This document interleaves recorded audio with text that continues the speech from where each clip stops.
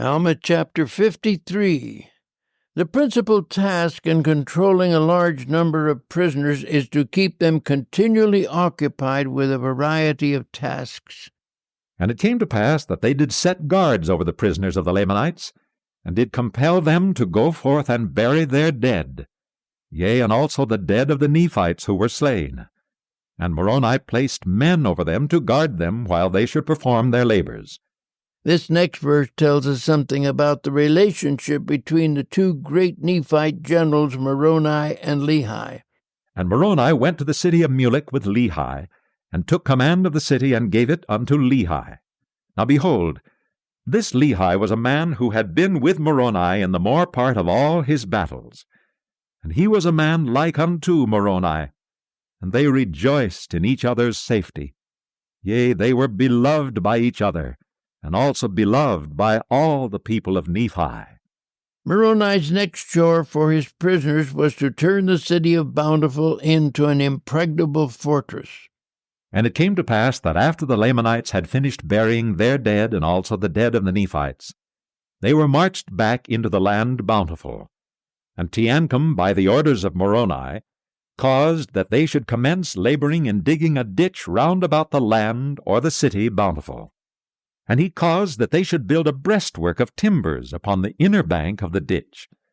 And they cast up dirt out of the ditch against the breastwork of timbers.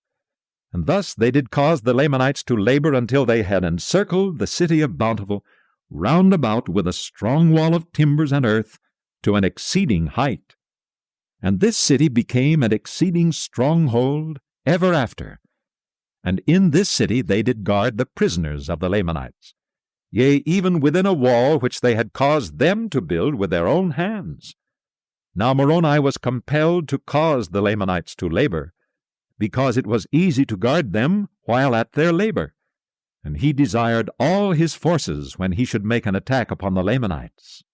The two great armies had attained relative balance of power, so that neither one felt it would be to their advantage to launch forth an aggressive military action. Therefore the two armies were at a stalemate during the rest of 64 B.C. And it came to pass that Moroni had thus gained a victory over one of the greatest of the armies of the Lamanites, and had obtained possession of the city of Mulek, which was one of the strongest holds of the Lamanites in the land of Nephi. And thus he had also built a stronghold to retain his prisoners. And it came to pass that he did no more attempt a battle with the Lamanites in that year, but he did employ his men in preparing for war, yea, and in making fortifications to guard against the Lamanites, yea, and also delivering their women and their children from famine and affliction, and providing food for their armies.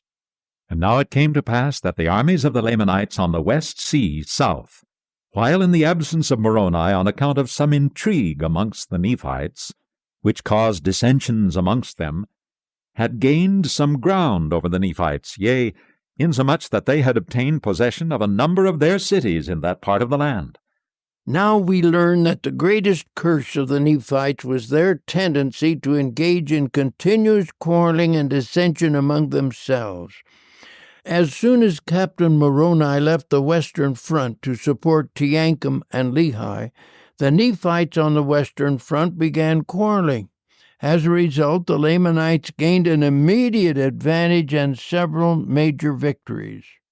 And thus because of iniquity amongst themselves, yea, because of dissensions and intrigue among themselves, they were placed in the most dangerous circumstances. It will be recalled that the Nephites had extended themselves in every possible way to protect the people of Ammon, who had taken an oath never again to shed blood. By this time, however, it was plain to these converted Lamanites that the Nephites were extending themselves to the greatest possible extreme, and thousands of them had lost their lives defending the people of Ammon. Therefore they were sorely tempted to take up the sword again and help defend themselves. These next 3 verses tell the story. And now behold, I have somewhat to say concerning the people of Ammon, who in the beginning were Lamanites. But by Ammon and his brethren, or rather by the power and word of God, they had been converted unto the Lord. and they had been brought down into the land of Zarahemla, and had ever since been protected by the Nephites. And because of their oath, they had been kept from taking up arms against their brethren. For they had taken an oath that they never would shed blood more, and according to their oath they would have perished. Yea, they would have suffered themselves to have fallen into the hands of their brethren, had it not been for the pity and the exceeding love which Ammon and his brethren had had for them. And for this cause they were brought down into the land of Zarahemla, and they ever had been protected by the Nephites. But it came to pass that when they saw the danger, and the many afflictions and tribulations which the Nephites bore for them, they were moved with compassion, and were desirous to take up arms in the defense of their country. It is interesting that it was the persuasion of Helaman, the president of the church, that the people of Ammon were induced to abide by their covenant, and perhaps it was even at his suggestion that an alternative program was adopted. But behold, as they were about to take their weapons of war, they were overpowered by the persuasions of Helaman and his brethren, for they were about to break the oath which they had made. And Helaman feared lest by so doing they should lose their souls. Therefore all those who had entered into this covenant were compelled to behold their brethren wade through their afflictions in their dangerous circumstances at this time. But behold, it came to pass they had many sons who had not entered into a covenant, that they would not take their weapons of war to defend themselves against their enemies. Therefore they did assemble themselves together at this time, as many as were able to take up arms, and they called themselves Nephites. And they entered into a covenant to fight for the liberty of the Nephites, yea, to protect the land unto the laying down of their lives. Yea, even they covenanted that they never would give up their liberty, but they would fight in all cases to protect the Nephites and themselves from bondage. Now behold, there were 2,000 of those young men who entered into this covenant and took their weapons of war to defend their country. These 2,000 teenagers were young, husky warriors, but had no experience in warfare whatever. Nevertheless, they were anxious to help and had enthusiastically taken their oath to fight on behalf of the Nephites. And now behold, as they never had hitherto been a disadvantage to the Nephites, they became now at this period of time also a great support. For they took their weapons of war, and they would that Helaman should be their leader. And they were all young men, and they were exceedingly valiant for courage, and also for strength and activity. But behold, this was not all. They were men who were true at all times in whatsoever thing they were entrusted. It is highly significant that these 2,000 new recruits would elect the president of the church to be their leader. Perhaps it is even more significant that Helaman would accept the call to military leadership and march at the forefront of this sturdy young corps to engage in hand-to-hand combat. Yea, they were men of truth and soberness, for they had been taught to keep the commandments of God and to walk uprightly before him. And now it came to pass that Helaman did march at the head of his 2,000 stripling soldiers, to the support of the people in the borders of the land on the south by the West Sea. And thus ended the 28th year of the reign of the judges over the people of Nephi. And thus ended the year 64 B.C. Alma chapter 54. It was early in the new year that the Lamanites offered to exchange prisoners with Moroni. The problem was how to calculate the exchange. And now it came to pass in the commencement of the 29th year of the judges, that Ammoron sent unto Moroni, desiring that he would exchange prisoners. And it came to pass that Moroni felt to rejoice exceedingly at this request, for he desired the provisions which were imparted for the support of the Lamanite prisoners for the support of his own people. And he also desired his own people for the strengthening of his army.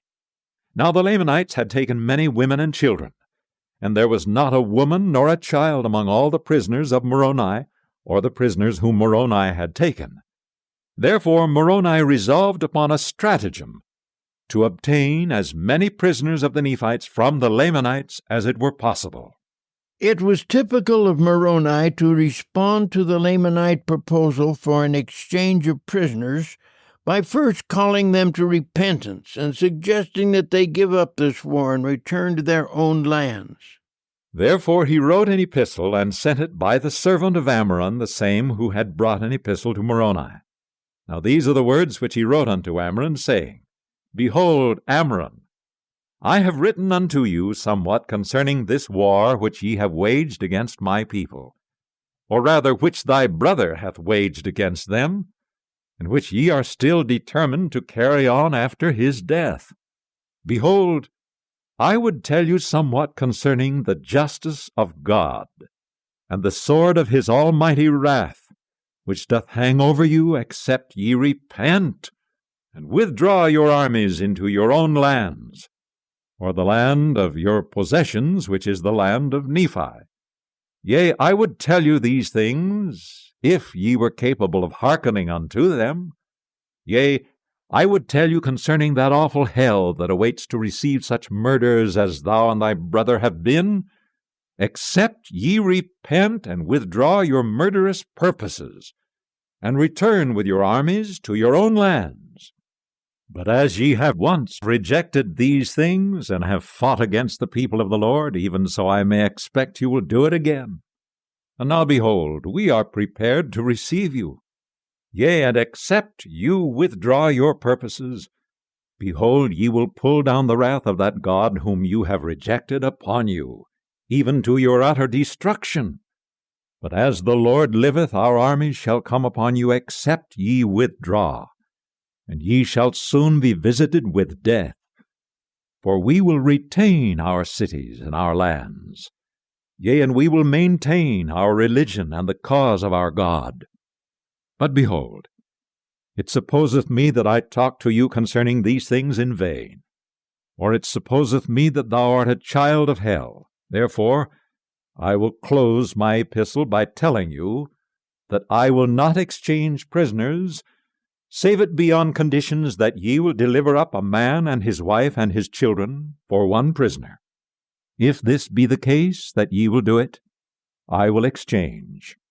This was a bold proposal to make the exchange of prisoners conditional by requiring the Lamanites to surrender both a Nephite and his family for each Lamanite prisoner. However, Moroni didn't want to leave any doubt in the minds of the Lamanites as to what would happen if they refused to accept this counter-proposal. And behold, if you do not this, I will come against you with my armies. Yea, even I will arm my women and my children, and I will come against you, and I will follow you even into your own land, which is the land of our first inheritance. Yea, and it shall be blood for blood, yea, life for life. And I will give you battle even until you are destroyed from off the face of the earth. Behold, I am in my anger, and also my people. Ye have sought to murder us, and we have only sought to defend ourselves. But behold, if ye seek to destroy us more, we will seek to destroy you. Yea, and we will seek our land, the land of our first inheritance. Now I close my epistle. I am Moroni. I am a leader of the people of the Nephites. One might have suspected that Ammoron would react exactly the way he did. However, his ugly, hate-filled epistle did have some good news in it for Moroni. The Scripture says, Now it came to pass that Ammoron, when he had received this epistle, was angry. And he wrote another epistle unto Moroni, and these are the words which he wrote, saying, I am Ammoron, the king of the Lamanites. I am the brother of Amalickiah, whom ye have murdered. Behold, I will avenge his blood upon you. Yea, and I will come upon you with my armies, for I fear not your threatenings. For behold, your fathers did wrong their brethren, insomuch that they did rob them of their right to the government when it rightly belonged unto them. And now behold, if ye will lay down your arms, and subject yourselves to be governed by those to whom the government doth rightly belong, then will I cause that my people shall lay down their weapons, and shall be at war no more. Behold, ye have breathed out many threatenings against me and my people, but behold, we fear not your threatenings. Nevertheless, I will grant to exchange prisoners according to your request gladly, that I may preserve my food for my men of war. And we will wage a war which shall be eternal, either to the subjecting the Nephites to our authority, or to their eternal extinction. And as concerning that God whom ye say we have rejected, behold, we know not such a being, neither do ye. But if it so be that there is such a thing, we know not but that he hath made us as well as you. It is significant that Amidst could not close his letter without including an apostate atheistic diatribe against God. He ends up by saying it doesn't really matter whether there is a God or not. And if it so be that there is a devil and a hell, behold, will he not send you there to dwell with my brother whom ye have murdered, whom ye have hinted that he hath gone to such a place? But behold, these things matter not. I am Amidst, and a descendant of Zoram, whom your fathers pressed and brought out of Jerusalem. And behold, now I am a bold Lamanite. Behold, this war hath been waged to avenge their wrongs, and to maintain and to obtain their rights to the government. And I close my epistle to Moroni. His final note is an attempt to justify this predatory war by the Lamanites, who are being led by apostate Nephites. Alma chapter 55. After Moroni had pondered over the insulting letter from Amidst, he developed a completely new approach for the recovery of the Nephite captives which the Lamanites were holding prisoners. Now it came to pass that when Moroni had received this epistle, he was more angry, because he knew that Amidst had a perfect knowledge of his fraud. Yea, he knew that Amidst knew that it was not a just cause that had caused him to wage a war against the people of Nephi. And he said, Behold, I will not exchange prisoners with Amidst, save he will withdraw his purpose, as I have stated in my epistle. For I will not grant unto him that he shall have any more power than what he hath got. Behold, I know the place where the Lamanites do guard my people, whom they have taken prisoners. And as Amidst would not grant unto me mine epistle, behold, I will give unto him according to my words. Yea, I will seek death among them until they shall sue for peace. It is clearly evident that Moroni's patience had been completely exhausted by this deadly war, which was being prolonged year after year. Moroni had reached the conclusion that the only way to save the further shedding of blood was to wage an all-out war of death to the enemy until they surrendered. This demonstrates the fact that Moroni had concluded after Amidst's letter that there was no hope for peace in any other way.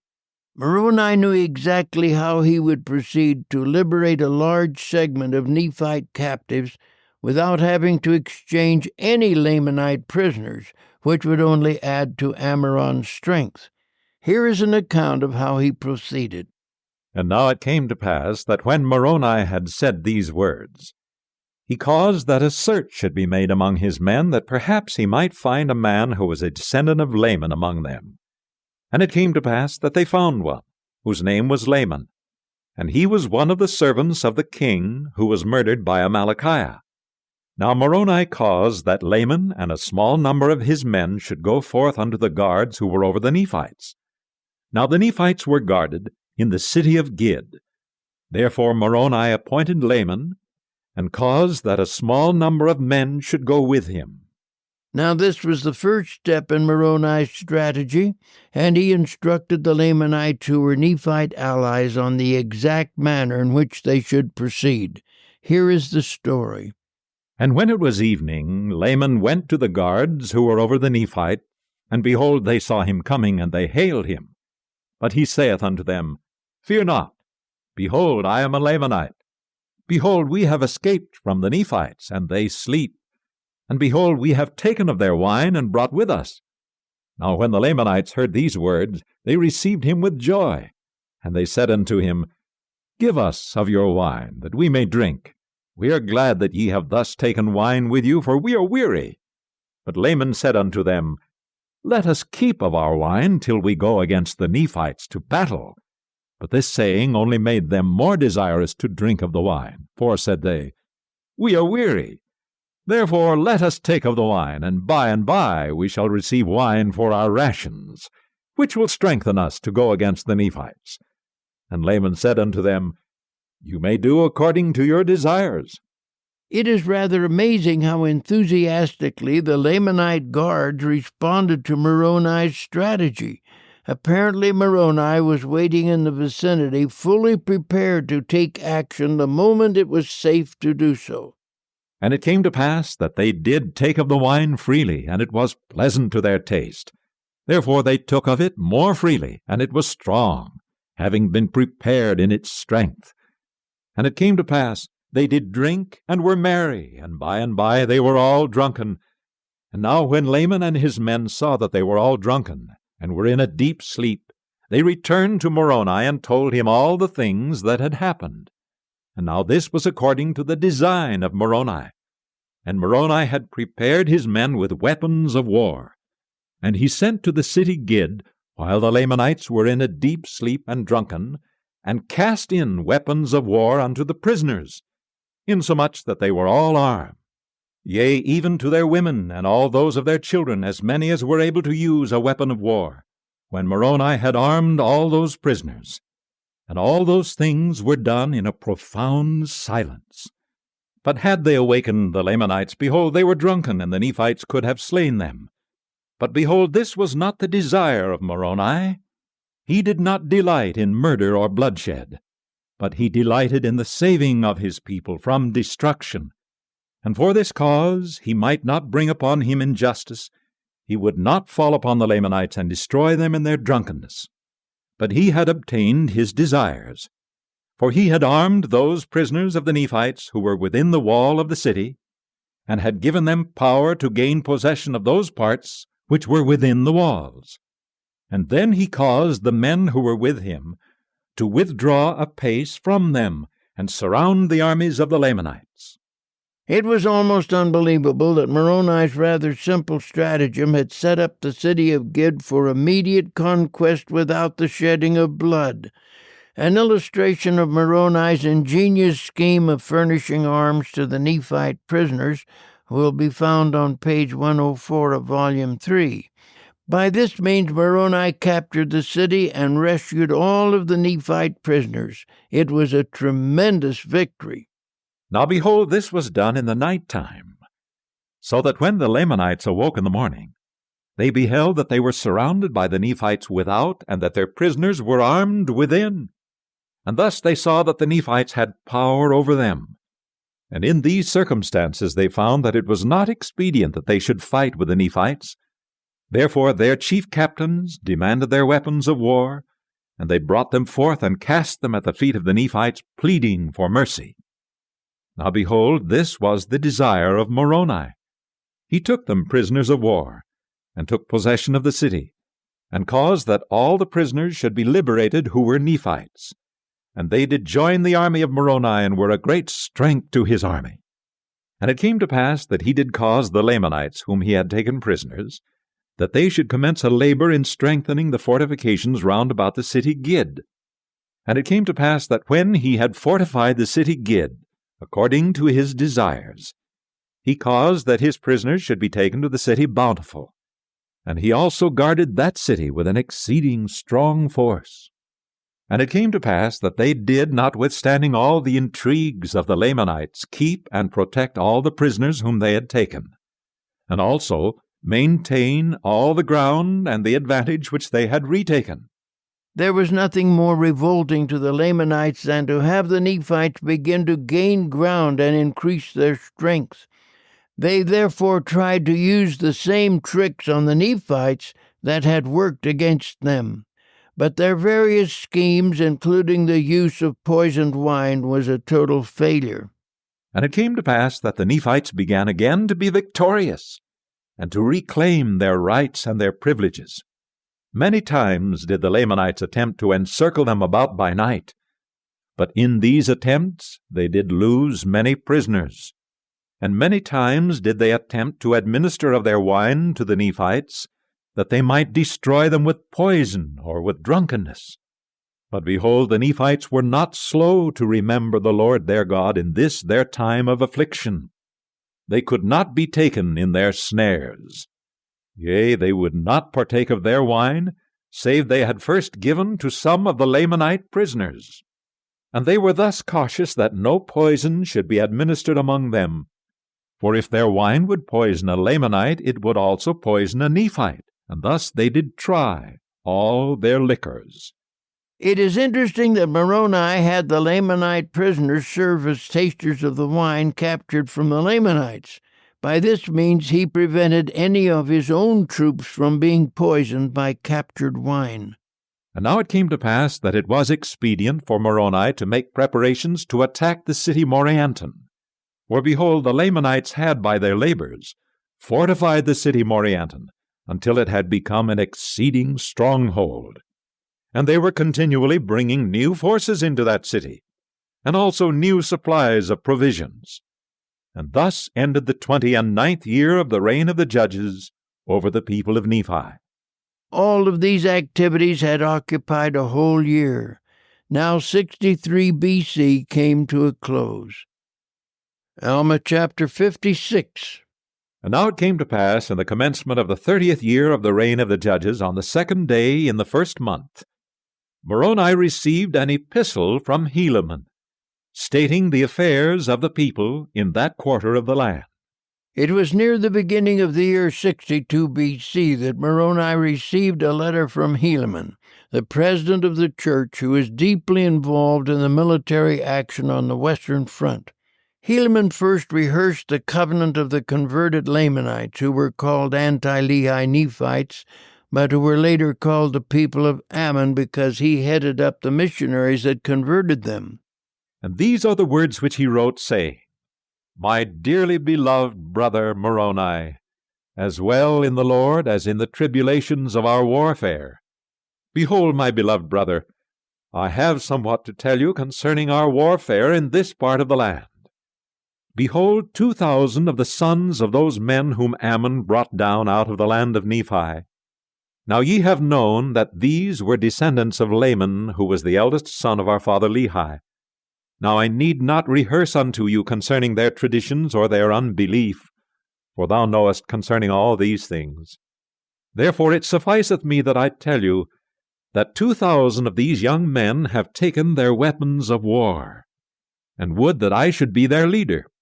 And we have come forth to defend our country. And now ye also know concerning the covenant which their fathers made, that they would not take up their weapons of war against their brethren to shed blood. Next, Helaman describes how he marched these 2,000 teenagers to join the army of Antipas on the Western Front. But in the 26th year, when they saw our afflictions and our tribulations for them, they were about to break the covenant which they had made, and take up their weapons of war in our defense. But I would not suffer them that they should break this covenant which they had made, supposing that God would strengthen us, insomuch that we should not suffer more because of the fulfilling the oath which they had taken. But behold, here is one thing in which we may have great joy.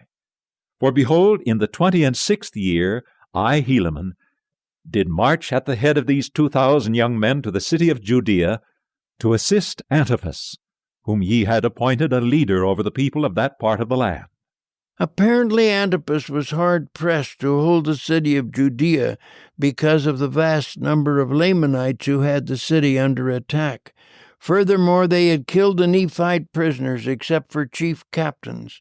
But Helaman does not explain why the Lamanites spared the lives of the chief captains. He thinks they were hauled off as prisoners to the land of Nephi. And I did join my 2,000 sons, for they are worthy to be called sons, to the army of Antipas, in which strength Antipas did rejoice exceedingly, for behold, his army had been reduced by the Lamanites, because their forces had slain a vast number of our men, for which cause we have to mourn. Nevertheless, we may console ourselves in this point, that they have died in the cause of their country and of their God, yea, and they are happy. And the Lamanites had also retained many prisoners, all of whom are chief captains, for none other have they spared alive. And we suppose that they are now at this time in the land of Nephi. It is so if they are not slain. It was so difficult to hold the city of Judea, and Antipas was desperate and thankful to receive the 2,000 sons of Helaman. And now these are the cities of which the Lamanites have obtained possession by the shedding of the blood of so many of our valiant men. The land of Manti, or the city of Manti, and the city of Zizram, and the city of Cumeni, and the city of Antipara. And these are the cities which they possessed when I arrived at the city of Judea. And I found Antipas and his men toiling with their might to fortify the city. Yea, and they were depressed in body as well as in spirit, for they had fought valiantly by day and toiled by night to maintain their cities. And thus they had suffered great afflictions of every kind. Helaman then describes what an impact it had on the Lamanites when they saw Helaman's young warriors arrive. And now they were determined to conquer in this place or die. Therefore you may well suppose that this little force which I brought with me, yea, those sons of mine, gave them great hopes and much joy.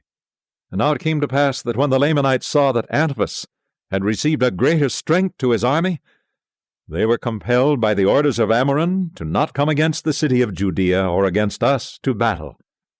And thus were we favored of the Lord.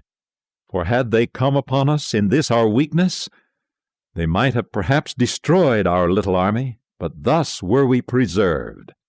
They were commanded by Ammoron to maintain those cities which they had taken. And thus ended the 26th year. And in the commencement of the 27th year we had prepared our city and ourselves for defense. Now Antipas had the same problem at the city of Judea that Moroni had at the city of Mulek. Neither of them could induce the Lamanites to come out and fight, and these cities were too well fortified to invade them. Antipas was also deeply anxious that they intercept any Lamanite armies seeking to capture more cities on the western front. They therefore kept spies scattered throughout the land so they would be aware of any Lamanite excursions to capture other cities. Now we were desirous that the Lamanites should come upon us, for we were not desirous to make an attack upon them in their strongholds. And it came to pass that we kept spies out round about, to watch the movements of the Lamanites, that they might not pass us by night nor by day, to make an attack upon our other cities which were on the northward.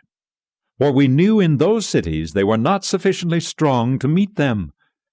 Therefore we were desirous, if they should pass by us, to fall upon them in their rear, and thus bring them up in the rear at the same time they were met in the front. We supposed that we could overpower them, but behold, we were disappointed in this our desire. They durst not pass by us with their whole army, neither durst they with a part, lest they should not be sufficiently strong and they should fall. Neither durst they march down against the city of Zarahemla, neither durst they cross the head of Sidon over to the city of Nephihah. And thus with their forces they were determined to maintain those cities which they had taken. But in the second month of 64 B.C., the families of the 2,000 sons of Helaman sent a huge supply of provisions, and the people of Zarahemla sent 2,000 more men to reinforce the military strength around Judea. This brought the army of Judea up to a total of 10,000 soldiers. Before long, the Lamanites became deeply agitated and wanted to intercept some of these provisions for themselves. The Nephite strategists therefore decided to lure the Lamanites out into the open where they could be attacked. Helaman says his sons were assigned to march toward Antipara as though they were transporting provisions and supplies. And now it came to pass in the second month of this year there was brought unto us many provisions from the fathers of those my 2,000 sons. And also there were sent 2,000 men unto us from the land of Zarahemla. And thus we were prepared with 10,000 men, and provisions for them, and also for their wives and their children. And the Lamanites, thus seeing our forces increase daily, and provisions arrive for our support, they began to be fearful, and began to sally forth, if it were possible to put an end to our receiving provisions and strength. Now when we saw that the Lamanites began to grow uneasy on this wise, we were desirous to bring a stratagem into effect upon them. Therefore Antipas ordered that I should march forth with my little sons to a neighboring city, as if we were carrying provisions to a neighboring city. And we were to march near the city of Antipara, as if we were going to the city beyond, in the borders by the seashore. And it came to pass that we did march forth, as if with our provisions to go to that city. And it came to pass that Antipas did march forth with a part of his army, leaving the remainder to maintain the city. But he did not march forth until I had gone forth with my little army and came near the city Antipara. And now in the city Antipara were stationed the strongest army of the Lamanites, yea, the most numerous. And it came to pass that when they had been informed by their spies, they came forth with their army and marched against us. And it came to pass that we did flee before them northward, and thus we did lead away the most powerful army of the Lamanites. The strategy worked, and Helaman and his sons lured out of Antipara one of the largest Lamanite armies on the western front. Yea, even to a considerable distance, insomuch that when they saw the army of Antipas pursuing them with their might, they did not turn to the right nor to the left, but pursued their march in a straight course after us. And, as we suppose, it was their intent to slay us before Antipas should overtake them, and this that they might not be surrounded by our people. Antipas closed in behind the Lamanites, while Helaman and his sons asserted every possible means to stay ahead of the Lamanites without being attacked from the rear. This was the situation when night overtook them, and all three armies were brought to a standstill. And now Antipas, beholding our danger, did speed the march of his army. But behold, it was night. Therefore they did not overtake us, neither did Antipas overtake them. Therefore we did camp for the night. The three armies continued their tandem pursuit of each other until the third day. In verse 42, we read that the huge Lamanite army suddenly stopped pursuing Helaman and his sons. And it came to pass that before the dawn of the morning, behold, the Lamanites were pursuing us. Now we were not sufficiently strong to contend with them. Yea, I would not suffer that my little son should fall into their hands. Therefore we did continue our march, and we took our march into the wilderness. Now they durst not turn to the right nor to the left, lest they should be surrounded. Neither would I turn to the right nor to the left, lest they should overtake me. And we could not stand against them, but be slain. And they would make their escape, and thus we did flee all that day into the wilderness, even until it was dark. And it came to pass that again, when the light of the morning came, we saw the Lamanites upon us, and we did flee before them. But it came to pass that they did not pursue us far before they halted. And it was in the morning of the third day of the 7th month. It was concluded that perhaps Antipas had caught up with the Lamanites and were immediately compelled to fight a much larger force in their effort to survive. The big question was whether or not the 2,000 young striplings should go back and prevent Antipas and his smaller army from being slaughtered. In verse 47, we learn that Helaman's young striplings had never participated in actual combat, and yet they told Helaman they wanted to go back and help Antipas and his men before they were wiped out.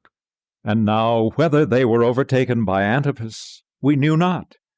But I said unto my men, Behold, we know not but they have halted for the purpose that we should come against them, that they might catch us in their snare. Therefore what say ye, my sons? Will ye go against them to battle? And now I say unto you, my beloved brother Moroni, that never had I seen so great courage, nay, not amongst all the Nephites. For as I had ever called them my sons, for they were all of them very young, even so they said unto me, Father, behold, our God is with us, and he will not suffer that we should fall. Then let us go forth. We would not slay our brethren, if they would let us alone. Therefore let us go, lest they should overpower the army of Antipas. Now they never had fought, yet they did not fear death, and they did think more upon the liberty of their fathers than they did upon their lives. Yea, they had been taught by their mothers, that if they did not doubt, God would deliver them. And they rehearsed unto me the words of their mothers, saying, We do not doubt, our mothers knew it. It turned out that a furious battle was being fought. Antipas had been killed along with some of the best leaders of the Nephites. By the time Helaman and his sons arrived on the scene, they saw that the Nephites were preparing to flee in wild disarray. And it came to pass that I did return with my 2,000 against these Lamanites who had pursued us. And now behold, the armies of Antipas had overtaken them, and a terrible battle had commenced. The army of Antipas, being weary, because of their long march in so short a space of time, were about to fall into the hands of the Lamanites. And had I not returned with my 2,000, they would have obtained their purpose. For Antipas had fallen by the sword, and many of his leaders because of their weariness, which was occasioned by the speed of their march.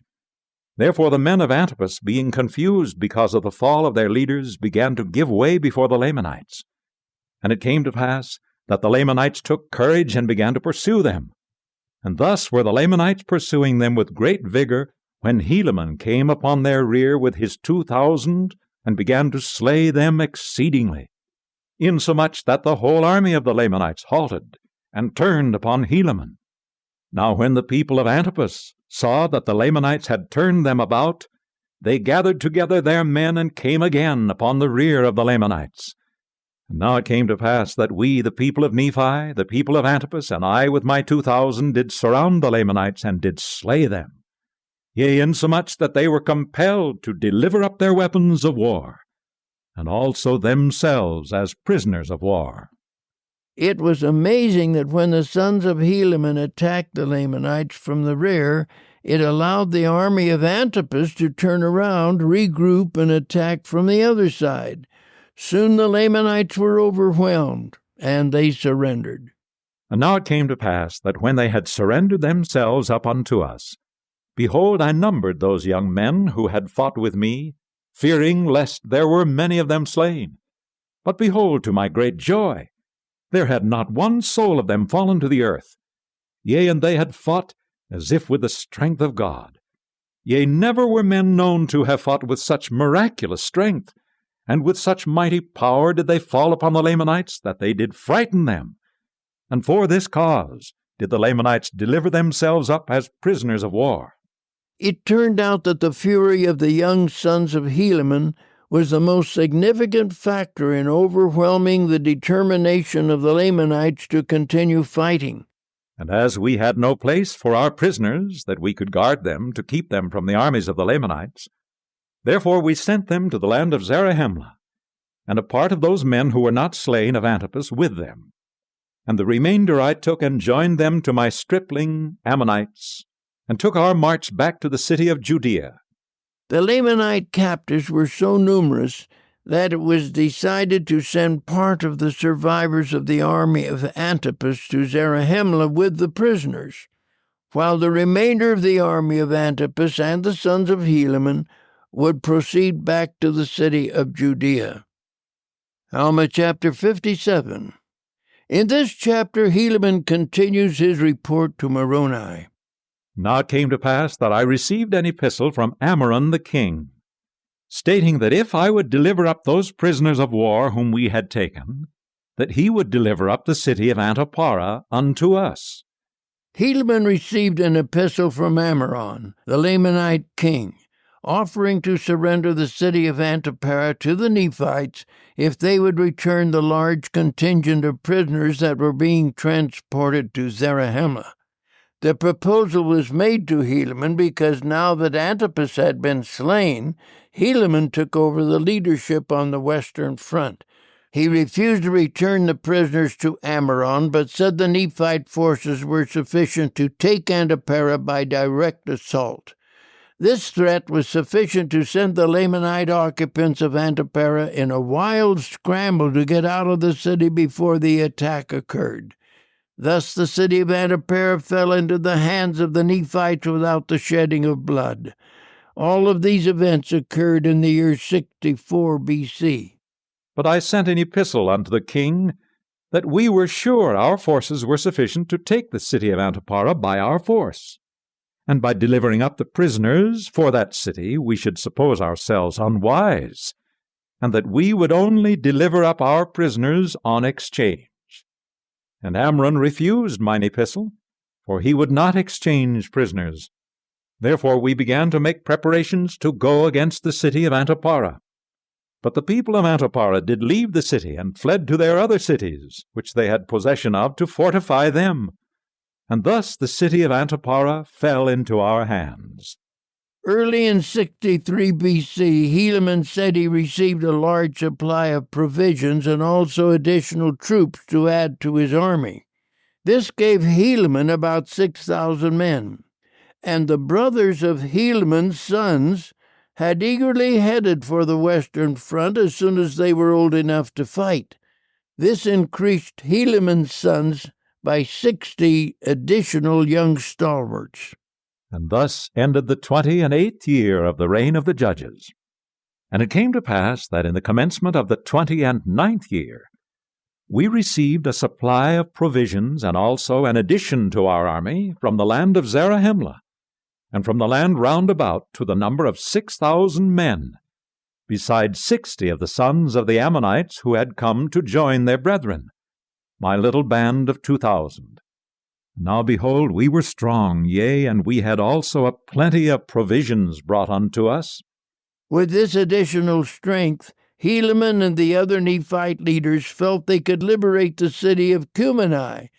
These next few verses outline the strategy they used. And it came to pass that it was our desire to wage a battle with the army which was placed to protect the city, Cumeni. And now behold, I will show unto you that we soon accomplished our desire. Yea, with our strong force, or with a part of our strong force, we did surround by night the city Cumeni, a little before they were to receive a supply of provisions. And it came to pass that we did camp round about the city for many nights, but we did sleep upon our swords, and keep guards, that the Lamanites could not come upon us by night and slay us, which they attempted many times. But as many times as they attempted this, their blood was spilt. At length their provisions did arrive, and they were about to enter the city by night. And we, instead of being Lamanites, were Nephites, therefore we did take them and their provisions. And notwithstanding the Lamanites being cut off from their support after this manner, they were still determined to maintain the city. Therefore it became expedient that we should take those provisions and send them to Judea, and our prisoners to the land of Zarahemla. And it came to pass that not many days had passed away before the Lamanites began to lose all hopes of succor. Therefore they yielded up the city unto our hands. And thus we had accomplished our designs in obtaining the city Cumeni. The success of the Nephites at this point created a new problem. That was the task of being overwhelmed with a tremendous number of prisoners.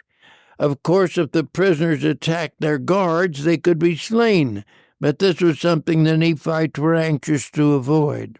It was decided, therefore, to send a huge body of prisoners to Zarahemla, where they could be put to work fortifying the cities in that region.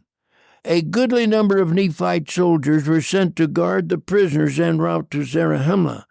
All of this is described in the next 4 verses. But it came to pass that our prisoners were so numerous that notwithstanding the enormity of our numbers, we were obliged to employ all our force to keep them, or to put them to death. For behold, they would break out in great numbers, and would fight with stones and with clubs, or whatsoever thing they could get into their hands, insomuch that we did slay upwards of 2,000 of them, after they had surrendered themselves prisoners of war. Therefore it became expedient for us that we should put an end to their lives, or guard them sword in hand, down to the land of Zarahemla. And also our provisions were not any more than sufficient for our own people, notwithstanding that which we had taken from the Lamanites. And now in those critical circumstances it became a very serious matter to determine concerning these prisoners of war. Nevertheless, we did resolve to send them down to the land of Zarahemla. Therefore we selected a part of our men, and gave them charge over our prisoners to go down to the land of Zarahemla. The next day the soldiers returned without the prisoners they were supposed to be taking to Zarahemla. They said they abandoned their prisoners when they heard that Amidst had sent a large force of Lamanites to attack the Nephites at Cumeni, and therefore they felt they should return to provide extra strength. But it came to pass that on the morrow they did return.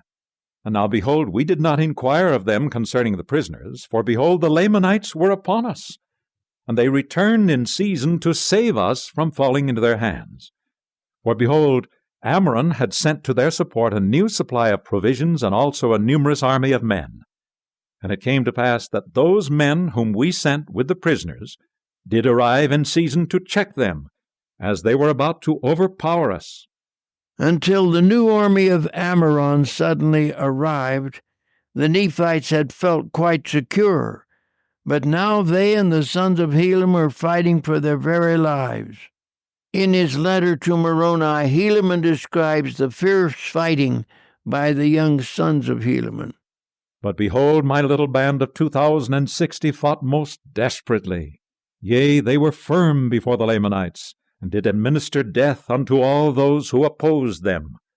And as the remainder of our army were about to give way before the Lamanites, behold, those 2,060 were firm and undaunted. Yea, and they did obey and observe to perform every word of command with exactness. Yea, and even according to their faith it was done unto them. And I did remember the words which they said unto me that their mothers had taught them. And now, behold, it was these my sons, and those men who had been selected to convey the prisoners, to whom we owe this great victory. For it was they who did beat the Lamanites. Therefore they were driven back to the city of Manti. Of course, the greatest anxiety for Helaman was for his valiant Lamanite sons. This kind of hand-to-hand combat is devastating, and the ground was strewn with the dead and the seriously wounded. In this part of his letter, Helaman tells an amazing story. And we retained our city Cumeni, and were not all destroyed by the sword. Nevertheless, we had suffered great loss. And it came to pass that after the Lamanites had fled, I immediately gave orders that my men who had been wounded should be taken from among the dead, and caused that their wounds should be dressed.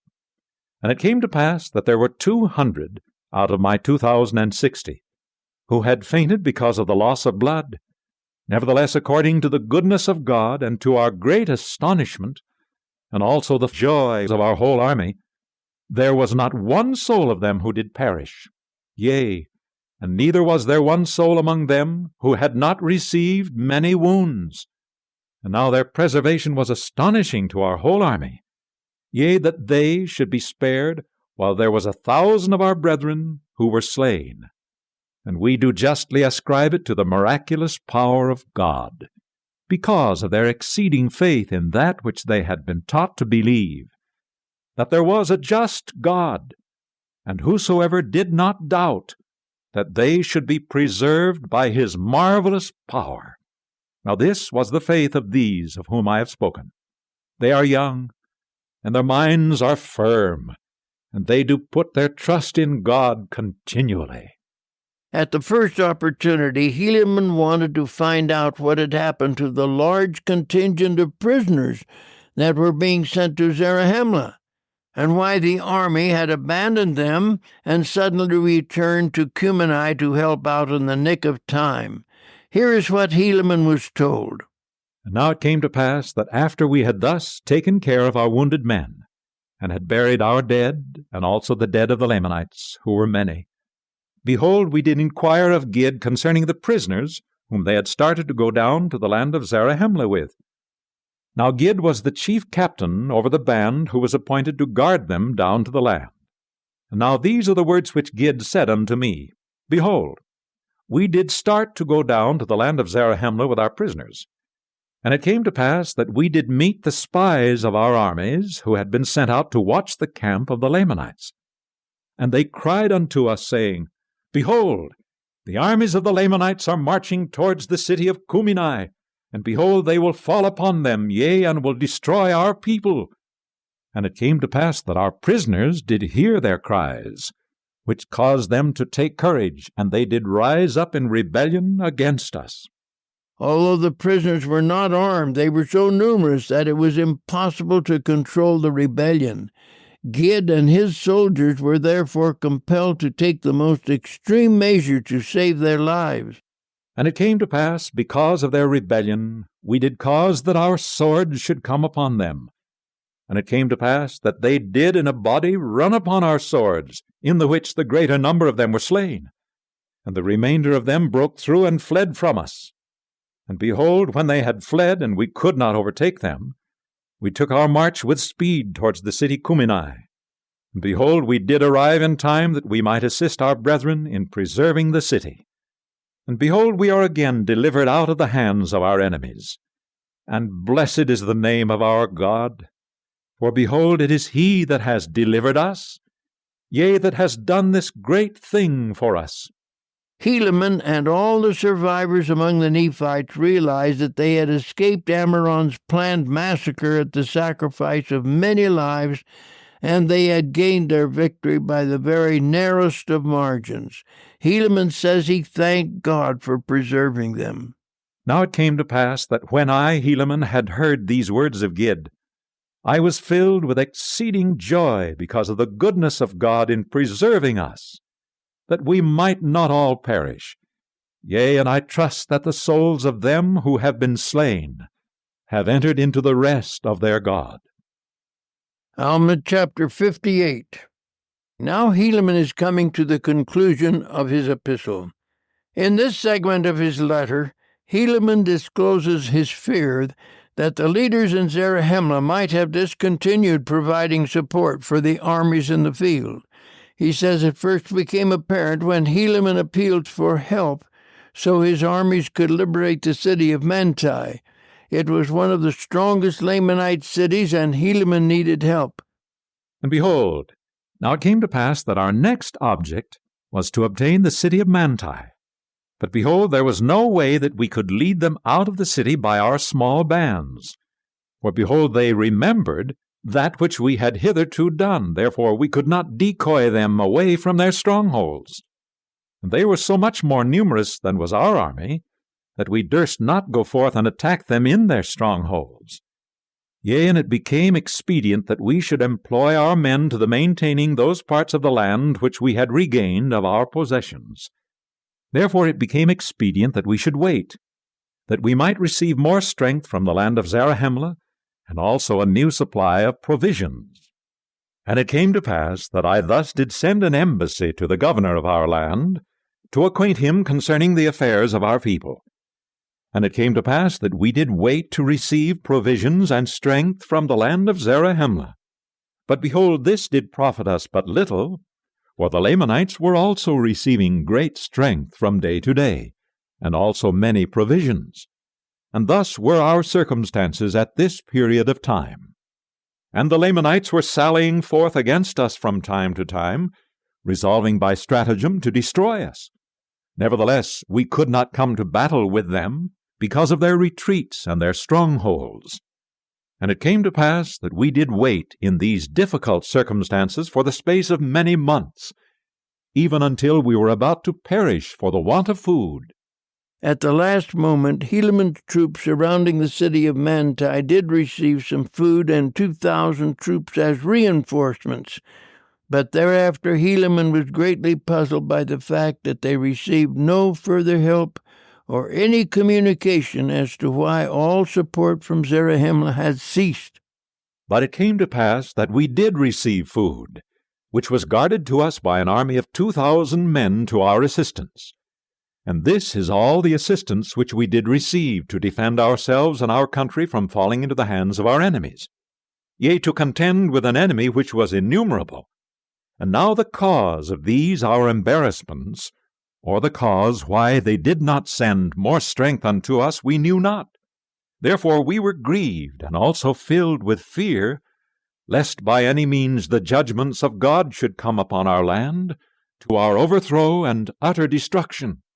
Therefore we did pour out our souls in prayer to God, that he would strengthen us, and deliver us out of the hands of our enemies, yea, and also give us strength, that we might retain our cities, and our lands, and our possessions, for the support of our people. Helam was still head of the church as well as a commanding general, and when he appealed to the Lord, he was assured that they would eventually succeed. With this encouragement, Helaman moved his army up along the wilderness side of the city of Manti. Yea, and it came to pass that the Lord our God did visit us with assurances that he would deliver us, yea, insomuch that he did speak peace to our souls, and did grant unto us great faith, and did cause us that we should hope for our deliverance in him. And we did take courage with our small force which we had received, and were fixed with a determination to conquer our enemies, and to maintain our lands and our possessions, and our wives and our children, and the cause of our liberty. And thus we did go forth with all our might against the Lamanites, who were in the city of Manti. And we did pitch our tents by the wilderness side which was near to the city. The Lamanites greatly outnumbered the Nephites, and as it turned out, it was the smallness of the number of the Nephites which lured the Lamanites to venture out of the city for a direct attack on the Nephites. And it came to pass that on the morrow, when the Lamanites saw that we were in the borders by the wilderness which was near the city, that they sent out their spies round about us, that they might discover the number and the strength of our army. And it came to pass that when they saw that we were not strong according to our numbers, and fearing that we should cut them off from their support except they should come out to battle against us and kill us, and also supposing that they could easily destroy us with their numerous hosts, therefore they began to make preparations to come out against us to battle. And when we saw that they were making preparations to come out against us, behold, I caused that Gid with a small number of men should secrete himself in the wilderness, and also that Teomner and a small number of men should secrete themselves also in the wilderness. Now Gid and his men were on the right and the others on the left. And when they had thus secreted themselves, behold, I remained with the remainder of my army in that same place where we had first pitched our tents against the time that the Lamanites should come out to battle. Had not the Lord assured Helaman that he would be blessed with a victory, it is doubtful that the Nephites would have dared to risk this open exposure of their army to a Lamanite assault. Nevertheless, at this point it was apparent that the smallness of their number was the decoy that lured the Lamanites out of the city. And it came to pass that the Lamanites did come out with their numerous army against us. And when they had come and were about to fall upon us with the sword, I caused that my men, those who were with me, should retreat into the wilderness. And it came to pass that the Lamanites did follow after us with great speed, for they were exceedingly desirous to overtake us, that they might slay us. Therefore they did follow us into the wilderness. And we did pass by in the midst of Gid and Teomner, insomuch that they were not discovered by the Lamanites. And it came to pass that when the Lamanites had passed by, or when the army had passed by, Gid and Teomner did rise up from their secret places, and did cut off the spies of the Lamanites, that they should not return to the city. And it came to pass that when they had cut them off, they ran to the city and fell upon the guards who were left to guard the city, insomuch that they did destroy them, and did take possession of the city. It was a long time before the Lamanite leaders recognized that they might have made a great mistake. They therefore panicked and tried to follow their tracks back toward Manti. Now this was done because the Lamanites did suffer their whole army, save a few guards only, to be led away into the wilderness. And it came to pass that Gid and Teomner by this means had obtained possession of their strongholds. And it came to pass that we took our course, after having traveled much in the wilderness, towards the land of Zarahemla. And when the Lamanites saw that they were marching towards the land of Zarahemla, they were exceedingly afraid, lest there was a plan laid to lead them on to destruction. Therefore they began to retreat into the wilderness again, yea, even back by the same way which they had come. When night time caught up with them, they were so weary they made camp and assumed the Nephites would do the same. However, the Lamanites were barely settled down when Helaman awakened his Nephite army, and they took a forced march to get ahead of the Lamanites, so the following day they could reach the city of Manti before the Lamanites. And behold, it was night, and they did pitch their tents. For the chief captains of the Lamanites had supposed that the Nephites were weary because of their march. And supposing that they had driven their whole army, therefore they took no thought concerning the city of Manti. Now it came to pass that when it was night, I caused that my men should not sleep, but that they should march forward by another way towards the land of Manti. And because of this our march in the night time, behold, on the morrow we were beyond the Lamanites, insomuch that we did arrive before them at the city of Manti. And thus it came to pass that by this stratagem we did take possession of the city of Manti without the shedding of blood. The shock of the Lamanites when they discovered that their city of Manti had been captured and fully occupied by the Nephites sent them scrambling into the wilderness. And it came to pass that when the armies of the Lamanites did arrive near the city, and saw that we were prepared to meet them, they were astonished exceedingly, and struck with great fear, insomuch that they did flee into the wilderness. Yea, and it came to pass that the armies of the Lamanites did flee out of all this quarter of the land. But behold, they have carried with them many women and children out of the land. And those cities which had been taken by the Lamanites, all of them are at this period of time in our possession. And our fathers and our women and our children are returning to their homes, all save it be those who have been taken prisoners and carried off by the Lamanites. But now Helaman makes a desperate plea to Moroni. It is obvious that Helaman feels that they have been deserted by the central government in Zarahemla. But behold, our armies are small to maintain so great a number of cities and so great possessions. But behold, we trust in our God who has given us victory over those lands, insomuch that we have obtained those cities and those lands which were our own. Now we do not know the cause that the government does not grant unto us more strength. Neither do those men who came up unto us know why we have not received greater strength. Behold, we do not know but what ye are unsuccessful, and ye have drawn away the forces into that quarter of the land. If so, we do not desire to murmur. And if it is not so, behold, we fear that there is some faction in the government, that they do not send more men to our assistance. For we know that they are more numerous than that which they have sent. But behold, it mattereth not. We trust God will deliver us, notwithstanding the weakness of our armies, yea, and deliver us out of the hands of our enemies. It has been a desperate year of warfare, and 62 B.C. is rapidly drawing to a close. Somehow Helaman feels the Lord will deliver them, but he does not see how it will be possible. Meanwhile, he says his valiant sons have become magnificent. They have been severely wounded, but not one of them has been killed. They trust the prophecies that eventually they will triumph, and thus Helaman closes his epistle. Behold, this is the 29th year in the latter end, and we are in the possession of our lands, and the Lamanites have fled to the land of Nephi. And those sons of the people of Ammon, of whom I have so highly spoken, are with me in the city of Manti. And the Lord has supported them, yea, and kept them from falling by the sword, insomuch that even one soul has not been slain. But behold, they have received many wounds.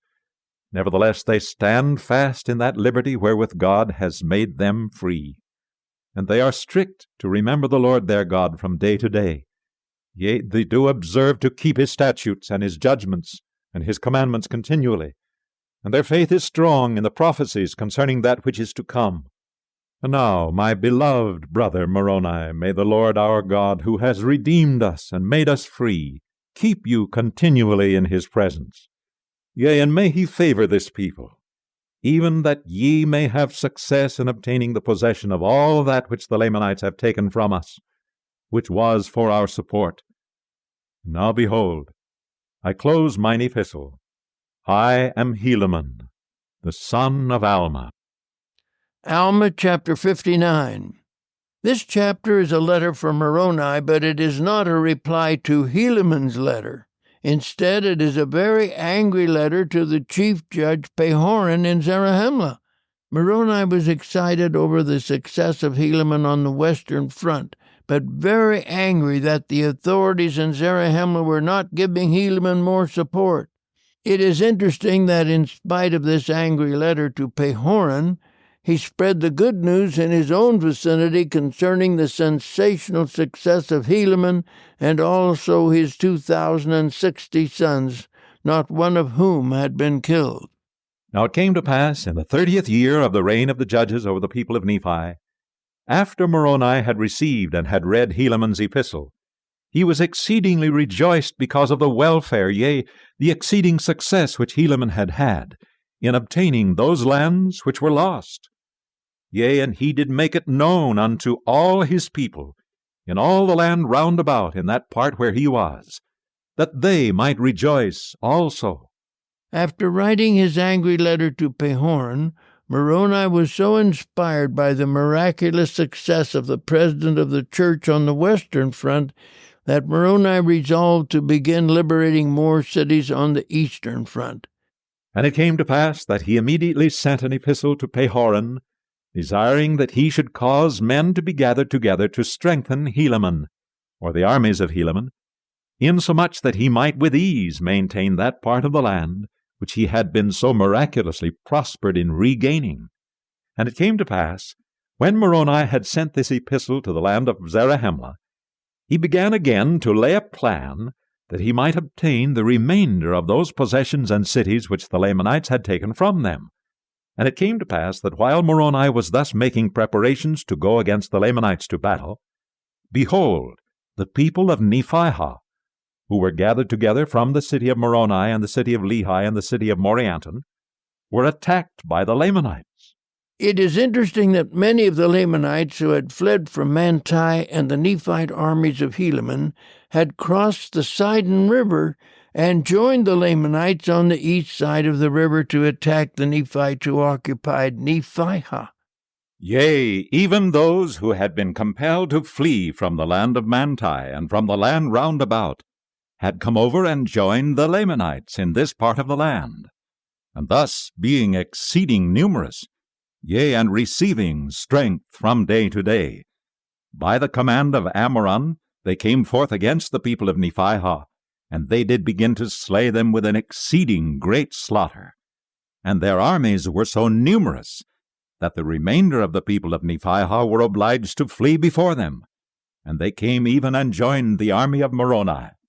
At this point, Moroni made a judgment call in which he assumed that because of the strong defenses of Nephihah, the Nephites would be able to hold the city against the massive Lamanite attack. It was not long before he realized he had made a mistake. And now as Moroni had supposed that there should be men sent to the city Nephihah, to the assistance of the people to maintain that city, and knowing that it was easier to keep the city from falling into the hands of the Lamanites than to retake it from them, he supposed that they would easily maintain that city. Therefore he retained all his force to maintain those places which he had recovered. When Moroni learned of the loss of Nephihah, he met with his chief captains to see why they thought the Nephites had lost this crucial battle at Nephihah. They came to a rather alarming conclusion. And now when Moroni saw that the city of Nephihah was lost, he was exceeding sorrowful, and began to doubt because of the wickedness of the people, whether they should not fall into the hands of their brethren. Now this was the case with all his chief captains. They doubted and marveled also because of the wickedness of the people, and this because of the success of the Lamanites over them. And it came to pass that Moroni was angry with the government because of their indifference concerning the freedom of their country. Alma chapter 60.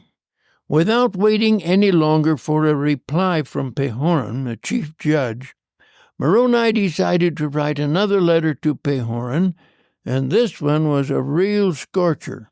This letter was based on suppositions rising out of the very desperate circumstances under which both Moroni and Helaman were trying to prevent the Nephite cause from collapsing and prevent the Lamanites from ravaging the whole country. And it came to pass that he wrote again to the governor of the land, who was Pehoran. And these are the words which he wrote, saying, Behold, I direct mine epistle to Pehoran in the city of Zarahemla, who is the chief judge and the governor over the land, and also to all those who have been chosen by this people to govern and manage the affairs of this war. It is interesting that Moroni addressed his letter not only to Pehoran, but to all of the political leaders who had charge of the country's affairs. For behold, I have somewhat to say unto them by the way of condemnation. For behold, ye yourselves know that ye have been appointed to gather together men, and arm them with swords and with scimitars, and all manner of weapons of war of every kind, and send forth against the Lamanites, in whatsoever parts they should come into our land. Moroni did not hesitate to let these leaders know that he condemned them for failing to fulfill their obligations to support the armies that were defending their freedom and very existence as a nation. And now behold, I say unto you that myself and also my men and also Helaman and his men have suffered exceeding great sufferings, yea, even hunger, thirst, and fatigue, and all manner of afflictions of every kind. But behold, were this all we had suffered, we would not murmur nor complain. But behold, great has been the slaughter among our people. Yea, thousands have fallen by the sword, while it might have otherwise been if ye had rendered unto our armies sufficient strength and succor for them. Yea, great has been your neglect towards us. Moroni now levels the sharpest possible barbs at these political leaders. He says they have neglected their duty and subjected the soldiers in the field to be slaughtered by the thousands because the central government neglected them. And now behold, we desire to know the cause of this exceeding great neglect. Yea, we desire to know the cause of your thoughtless state. Can you think to sit upon your thrones in a state of thoughtless stupor, while your enemies are spreading the work of death around you? Yea, while they are murdering thousands of your brethren, yea, even they who have looked up to you for protection, yea, have placed you in a situation that ye might have succored them, yea, ye might have sent armies unto them, to have strengthened them, and have saved thousands of them from falling by the sword. It is plain from these verses that Moroni is assuming the very worst scenario against these leaders. He is accusing them of laziness, breach of duty, and causing the death of thousands of their countrymen who are trying to fight the Lamanites. But behold, this is not all. Ye have withheld your provisions from them, insomuch that many have fought and bled out their lives because of their great desires which they had for the welfare of this people. Yea, and this they have done when they were about to perish with hunger, because of your exceeding great neglect towards them. And now, my beloved brethren, for ye ought to be beloved, yea, and ye ought to have stirred yourselves more diligently for the welfare and the freedom of this people. But behold, ye have neglected them, insomuch that the blood of thousands shall come upon your heads for vengeance. Yea, for known unto God were all their cries and all their sufferings. Behold, could ye suppose that ye could sit upon your thrones, and because of the exceeding goodness of God ye could do nothing, and he would deliver you? Behold, if ye have supposed this, ye have supposed in vain. In these 3 verses, Moroni has specified the worst offenses political leaders could commit against the Nephite people. The worst accusation of all was the charge that they were just sitting on their thrones and expecting God to save the people without any striving or diligence on their part. Do ye suppose that, because so many of your brethren have been killed, it is because of their wickedness? I say unto you, if ye have supposed this, ye have supposed in vain. For I say unto you, there are many who have fallen by the sword, and behold, it is to your condemnation. For the Lord suffereth the righteous to be slain, that his justice and judgment may come upon the wicked. Therefore ye need not suppose that the righteous are lost because they are slain. But behold, they do enter into the rest of the Lord their God.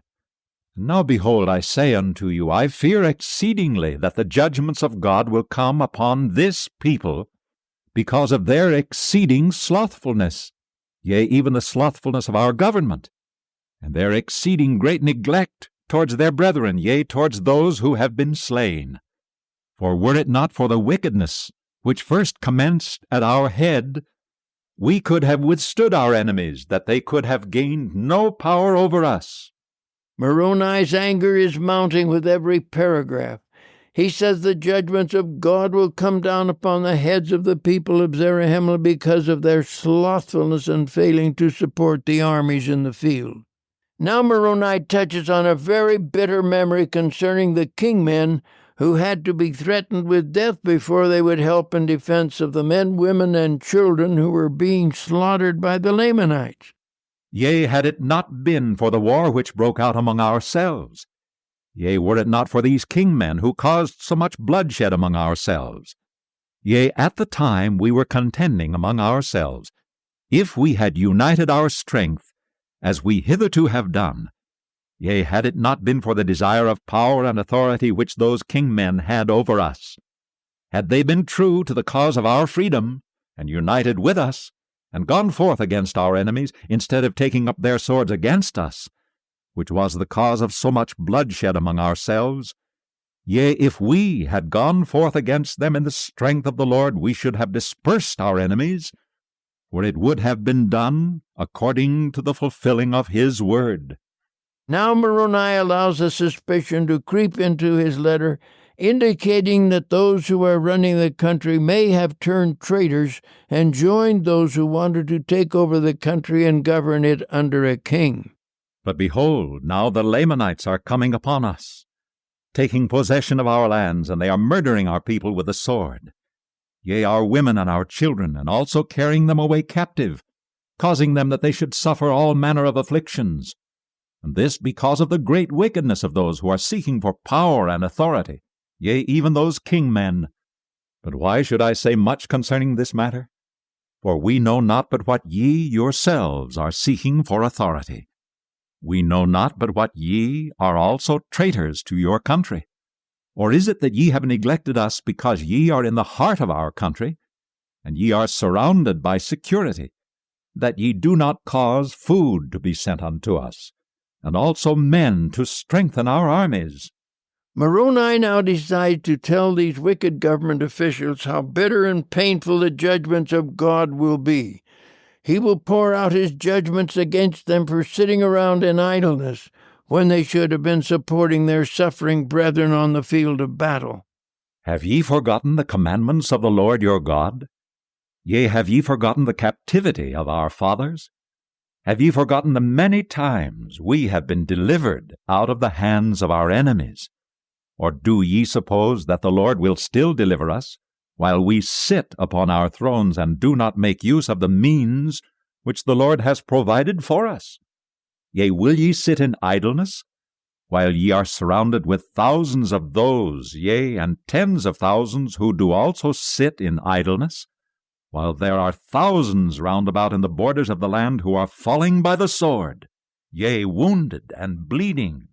Finally, Moroni is ready to challenge these political leaders with a deadly threat. He demands a complete change in their behavior, not just repentance for their past derelictions, but an effort to redeem themselves by taking a valiant stand to support the armies in the field and perform their duties to both God and country. Do ye suppose that God will look upon you as guiltless, while ye sit still and behold these things? Behold, I say unto you, Nay. Now I would that ye should remember that God has said that the inward vessel shall be cleansed first, and then shall the outer vessel be cleansed also.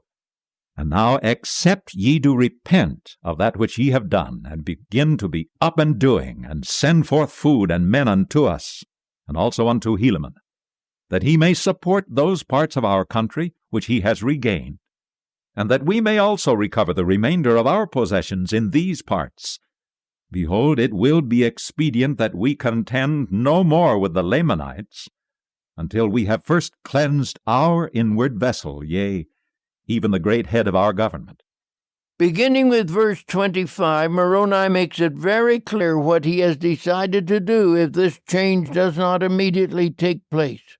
He will come up against them and destroy them until they and their kind are totally extinct. And except ye grant mine epistle, and come out and show unto me a true spirit of freedom, and strive to strengthen and fortify our armies, and grant unto them food for their support, behold, I will leave a part of my free men to maintain this part of our land, and I will leave the strength and the blessings of God upon them, that none other power can operate against them, and this because of their exceeding faith and their patience in their tribulations. And I will come unto you, and if there be any among you that has a desire for freedom, yea, if there be even a spark of freedom remaining, behold, I will stir up insurrections among you, even until those who have desires to usurp power and authority shall become extinct. Yea, behold, I do not fear your power nor your authority, but it is my God whom I fear. And it is according to his commandments that I do take my sword to defend the cause of my country. And it is because of your iniquity that we have suffered so much loss. Just to make certain there is no misunderstanding concerning Moroni's total commitment to carry out this threat, he repeats it in very explicit terms. He says, Behold, it is time, yea, the time is now at hand, that except ye do bestir yourselves in the defense of your country and your little ones, the sword of justice doth hang over you, yea, and it shall fall upon you and visit you even to your utter destruction. Behold, I wait for assistance from you. And except ye do administer unto our relief, behold, I come unto you even in the land of Zarahemla, and smite you with the sword, insomuch that ye can have no more power to impede the progress of this people in the cause of our freedom. For behold, the Lord will not suffer that ye shall live and wax strong in your iniquities, to destroy his righteous people. Moroni says that when the Lamanites come up before God's judgment of justice, they can blame their evil deeds on the traditions of their father. But the Nephites have no such excuse. Their blame lies in their love of glory and the vain things of the world. Behold, can you suppose that the Lord will spare you and come out in judgment against the Lamanites when it is the tradition of their fathers that has caused their hatred? Yea, and it has been redoubled by those who have dissented from us, while your iniquity is for the cause of your love of glory and the vain things of the world. Ye know that ye do transgress the laws of God, and ye do know that ye do trample them under your feet. Behold, the Lord saith unto me, If those whom ye have appointed your governors do not repent of their sins and iniquities, ye shall go up to battle against them. Now Moroni repeats his threat against these wicked rulers for the third time. He says he will gain provisions and support for his warriors in the field, even if it has to be by the sword. And now behold, I, Moroni, am constrained according to the covenant which I have made to keep the commandments of my God. Therefore I would that ye should adhere to the word of God, and send speedily unto me of your provisions and of your men, and also to Helaman. And behold, if ye will not do this, I come unto you speedily. For behold, God will not suffer that we should perish with hunger. Therefore he will give unto us of your food, even if it must be by the sword. Now see that ye fulfill the word of God. Behold, I am Moroni, your chief captain. I seek not for power, but to pull it down. I seek not for honor of the world, but for the glory of my God, and the freedom and welfare of my country. And thus I close mine epistle. Moroni closes by reminding them that he is the commander-in-chief, but he seeks not for power, but to pull it down. His aspiration is for the glory of God and the freedom and welfare of the country. Alma chapter 61. No doubt Moroni's epistle to Pahoran was a terrible shock to the chief judge, but his reply to Moroni was just as shocking. Behold, now it came to pass that soon after Moroni had sent his epistle unto the chief governor, he received an epistle from Pahoran, the chief governor, and these are the words which he received. I, Pahoran, who am the chief governor of this land, do send these words unto Moroni, the chief captain over the army. Behold, I say unto you, Moroni, that I do not joy in your great afflictions, yea, it grieves my soul. But behold, there are those who do joy in your afflictions, yea, insomuch that they have risen up in rebellion against me, and also those of my people who are freemen. Yea, and those who have risen up are exceeding numerous. And it is those who have sought to take away the judgment seat from me that have been the cause of this great iniquity. For they have used great flattery, and they have led away the hearts of many people, which will be the cause of sore affliction among us. They have withheld our provisions, and have daunted our freemen, that they have not come unto you. And behold, they have driven me out before them. And I have fled to the land of Gideon, with as many men as it were possible that I could get. These 5 verses are fantastic. There has been a great revolution at Zarahemla. Pahoran has been forced to leave his position as chief judge and has fled to the land of Gideon, which is east across the river Sidon. Verse 3 says the rebellion is not only against Pahoran, but against any of the people who were freemen. In other words, the kingmen have seized control of the seat of government. Pahoran says he has fled over to Gideon with as many patriots as he could get to follow him. One can only imagine Moroni's tidal wave of compassion for Pahoran as he read this letter. And behold, I have sent a proclamation throughout this part of the land. And behold, they are flocking to us daily, to their arms in the defense of their country and their freedom, and to avenge our wrongs. And they have come unto us, insomuch that those who have risen up in rebellion against us are set at defiance. Yea, insomuch that they do fear us, and durst not come out against us to battle. Pahoran says he is trying to mobilize a body of patriots and has sent a proclamation throughout the region, and many freemen are flocking to Gideon to help restore order and reinstate the chief judge as the supreme executive over the country.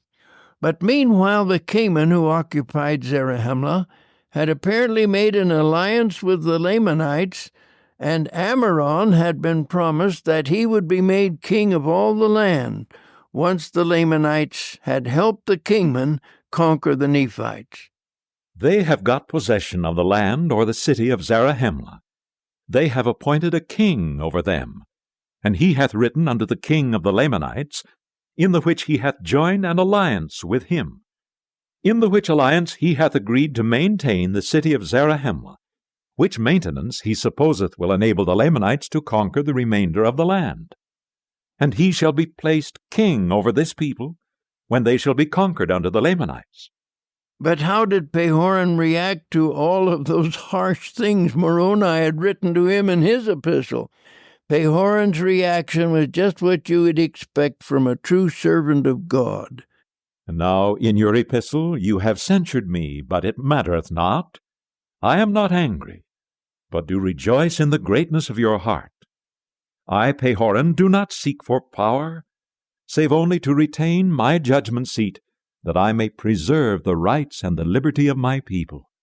My soul standeth fast in that liberty in the which God hath made us free. And now behold, we will resist wickedness even unto bloodshed. We would not shed the blood of the Lamanites if they would stay in their own land. We would not shed the blood of our brethren if they would not rise up in rebellion and take the sword against us.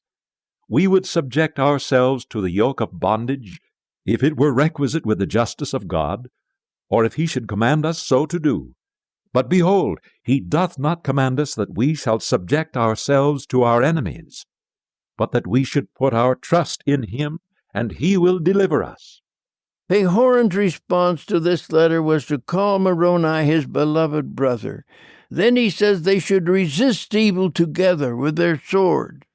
Therefore, my beloved brother Moroni, let us resist evil, and whatsoever evil we cannot resist with our words, yea, such as rebellions and dissensions, let us resist them with our swords, that we may retain our freedom, that we may rejoice in the great privilege of our church, and in the cause of our Redeemer and our God. Pehoran has a plan. He asks Moroni to come speedily to Pehoran with a few of his men. He suggested that Moroni leave the remainder with Lehi and Teancum so they could continue fighting for freedom in that sector of the land. Pehoran promised to send them whatever provisions he could gather together, and he also promised to send them more after they had regained the judgment seat. Therefore come unto me speedily with a few of your men, and leave the remainder in the charge of Lehi and Teancum. Give unto them power to conduct the war in that part of the land, according to the Spirit of God, which is also the Spirit of freedom which is in them. Behold, I have sent a few provisions unto them, that they may not perish until ye can come unto me. Pehoran urges Moroni to gather up as many patriots as he can on the way to Gideon, and Pehoran believes their first target should be the recapture of Zarahemla and the complete subjugation of the wicked kingmen. Gather together whatsoever force ye can upon your march hither, and we will go speedily against those dissenters, in the strength of our God, according to the faith which is in us. And we will take possession of the city of Zarahemla, that we may obtain more food to send forth unto Lehi and Teancum. Yea, we will go forth against them in the strength of the Lord, and we will put an end to this great iniquity. Now Pehoran's epistle comes to an amazing conclusion. The greatness of the soul of Pehoran is reflected in these last 3 verses. Now, Moroni, I do joy in receiving your epistle, for I was somewhat worried concerning what we should do, whether it should be just in us to go against our brethren. But ye have said, except they repent, the Lord hath commanded you that ye should go against them. See that ye strengthen Lehi and Teancum in the Lord. Tell them to fear not, for God will deliver them, yea, and also all those who stand fast in that liberty wherewith God hath made them free. And now I close mine epistle to my beloved brother Moroni. Alma chapter 62. And now we come to the grand finale of all these great conflicts which we have covered from chapters 43 to 62 in the book of Alma. In chapter 62, we find Moroni amazed to learn that the central government has been overthrown, but his feelings toward Pehoran melted into a chalice of compassion and love as he contemplated what the chief judge had been compelled to endure. Here is how this chapter describes it. And now it came to pass that when Moroni had received this epistle, his heart did take courage, and was filled with exceeding great joy because of the faithfulness of Pehoran, that he was not also a traitor to the freedom and cause of his country. But he did also mourn exceedingly because of the iniquity of those who had driven Pehoran from the judgment seat, yea, in fine, because of those who had rebelled against their country and also their God. Moroni responded immediately to the suggestions of Pehoran. Here were 2 great spirits now completely united in the task that lay before them. And it came to pass that Moroni took a small number of men according to the desire of Pehoran, and gave Lehi and Teancum command over the remainder of his army, and took his march towards the land of Gideon. And he did raise the standard of liberty in whatsoever place he did enter, and gained whatsoever force he could in all his march towards the land of Gideon. It is rather amazing how the people responded to Moroni as he moved through the land toward Gideon. And it came to pass that thousands did flock unto his standard, and did take up their swords in the defense of their freedom, that they might not come into bondage. And thus, when Moroni had gathered together whatsoever men he could in all his march, he came to the land of Gideon. And uniting his forces with those of Pehoran, they became exceeding strong, even stronger than the men of Pachus, who was the king of those dissenters who had driven the free men out of the land of Zarahemla, and had taken possession of the land. There is something thrilling about an account in which the good prevail over the ugly forces of evil. Here is what happened. And it came to pass that Moroni and Pehoran went down with their armies into the land of Zarahemla, and went forth against the city, and did meet the men of Pachus, insomuch that they did come to battle. And behold, Pachus was slain, and his men were taken prisoners, and Pehoran was restored to his judgment seat. There was nothing sentimental or faint-hearted about Moroni, Pehoran, and Helaman, the president of the church, when it came to enforcing the law against traitors and murder-minded rebels who had conspired to overthrow the government and set up a king. And the men of Pachus received their trial according to the law, and also those king men who had been taken and cast into prison, and they were executed according to the law. Yea, those men of Pachus, and those king men, whosoever would not take up arms in the defense of their country, but would fight against it, were put to death. And thus it became expedient that this law should be strictly observed for the safety of their country. Yea, and whosoever was found denying their freedom was speedily executed according to the law. This brings us to the end of 62 B.C., which tells us that the events of chapters 59 to 62 had occupied a whole year.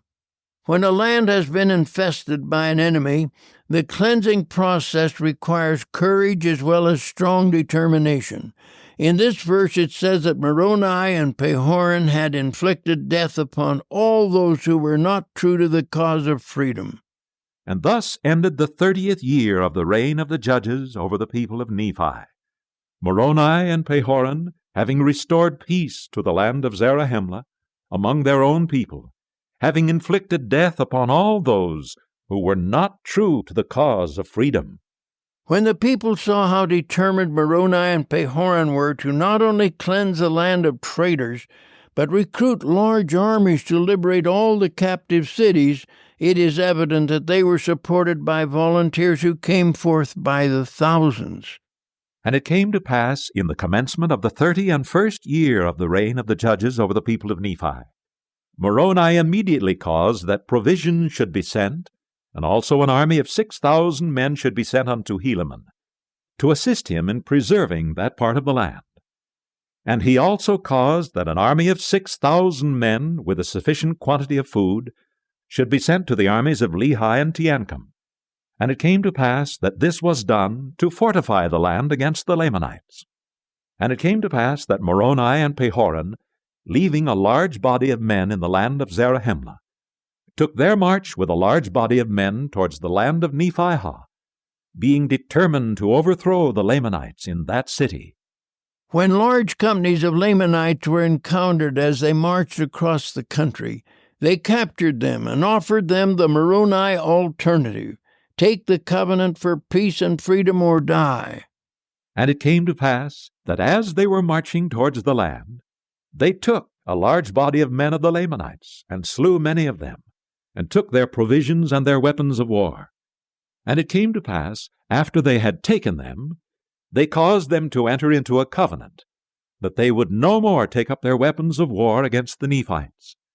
And when they had entered into this covenant, they sent them to dwell with the people of Ammon, and they were in number about 4,000 who had not been slain. In verse 17 it says that all those who took the covenant were marched over to join the people of Ammon, and the number was about 4,000. The next target city to be liberated was Nephihah, which was a mighty stronghold of the Lamanites. And it came to pass that when they had sent them away, they pursued their march towards the land of Nephihah. And it came to pass that when they had come to the city of Nephihah, they did pitch their tents in the plains of Nephihah, which is near the city of Nephihah.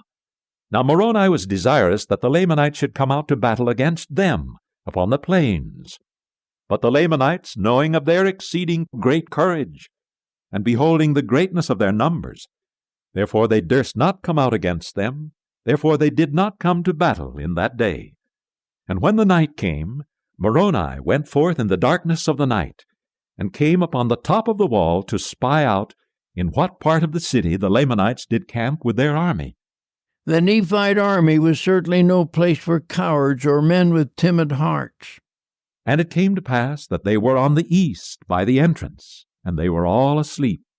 And now Moroni returned to his army, and caused that they should prepare in haste strong cords and ladders, to be let down from the top of the wall into the inner part of the wall.